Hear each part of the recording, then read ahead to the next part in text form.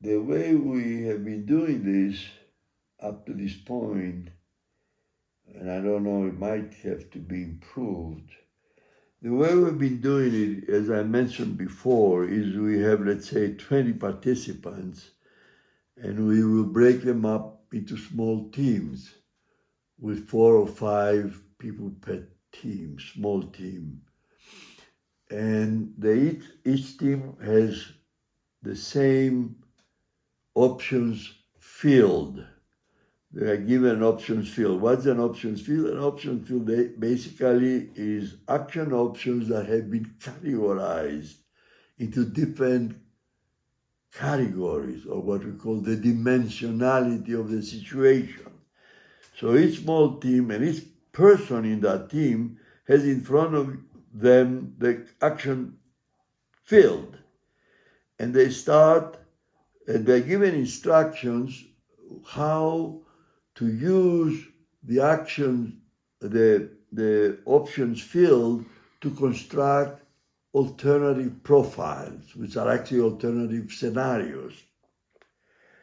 So the way this works out, the small teams really, through iterations, they are asked to make selections from each one of those categories and to move from left to right, because there are categories organized in columns. There are columns, that's what the field is. They're action options in columns. And there is a line underneath, we call it the tie line. The tie line is that you connect a particular option from a category to the tie line. So the teams start making those connections. They can go from left to right. Let's say there are 10 categories. They make some selections from the first category, second, and then go to the 10th. Then we tell them go back, because we want them to iterate to see how there are interconnections among the different categories. So gradually we give them maybe an hour or something like that, and each team has a profile, has actually made selections from a field that might have 50 action options. They might have selected out of the 50, let's say 15 or 20. So that corresponds to a profile, an actions profile, or an action scenario, because you can actually read the selections of those actions, just read them and have a prose model, which is a scenario. So what happens then, we ask each team in the situation facility to get up, and because we have on the wall the same thing that we have given them, the action profile, which is in a piece of paper, we also have it on the wall. We ask each team to go up and talk about their selections, what they have selected from each dimension or from each category, explain why they did it, and that's a presentation from, let's say, team A. Then we have team B, team C, team D. We have 4 teams, let's say, and we get on the wall a representation that we also give them colored dots. So we have the red dots, the blue dots, the yellow dots, the green dots, and there is a pattern on the wall displaying the selections that have been made by individual teams. So the facilitator then can look at that pattern and see the convergence that has occurred by breaking them into 3 or 4 small teams.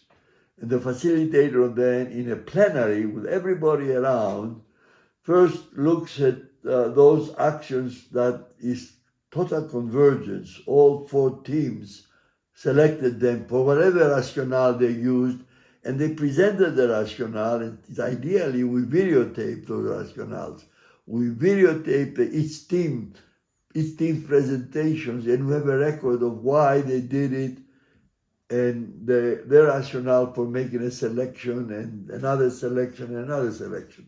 So the facilitator then engages them, again through successive approximations, to first make a selection of those subset of options, action options that have been selected by all four teams, and it's visually obvious to see that, and then goes from the 4 dots to the 3 dots to the 2 dots, and sometimes in the plenary, some people say, but now that we have made those selections, I think we should revisit something else. So again, it's happening through successive approximations. Now, because you asked me about the trade-off analysis, if the trade-off analysis were to be implemented, then one can, instead of doing what I'm saying with the dots, different dots on a wall, then we have, each team has basically another alternative. We have 4 alternatives. The alternative of team A, the alternative of B, C, and D. So now we can go into the trade-off analysis, but that requires more time. And sometimes, again, and it requires not only more time, a team that is capable of the discipline required in the trade-off analysis. But if we were to do the trade-off analysis for these 4 alternatives, it's conceivable that the selected or the consensual action plan will be superior from the more qualitative approach that I described.